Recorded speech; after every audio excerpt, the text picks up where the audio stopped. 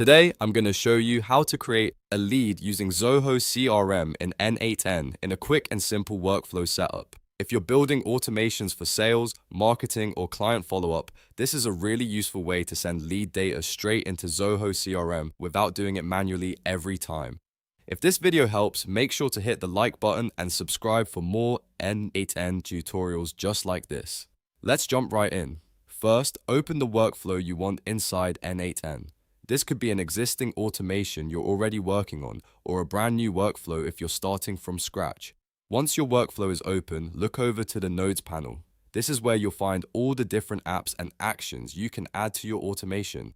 In the Nodes panel, search for and choose Zoho CRM. Click on it to add it to your workflow. After that, you'll see the available actions for Zoho CRM.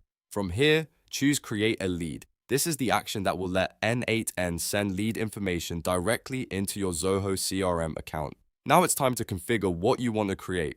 In this step, you'll map the fields you want to send into Zoho CRM, such as the lead's name, email address, phone number, company, or any other lead details your workflow needs. Make sure the data is matched correctly so the lead is created exactly the way you want it in Zoho CRM. Once your fields are configured, review everything one more time to make sure the lead details are set up properly. Then save and run your workflow to test it. If everything is connected correctly, n8n will create a new lead in Zoho CRM automatically based on the data in your workflow. And that's it. You've now learned how to create a lead using Zoho CRM in n8n. This is a great building block for automating your sales pipeline and capturing new leads faster.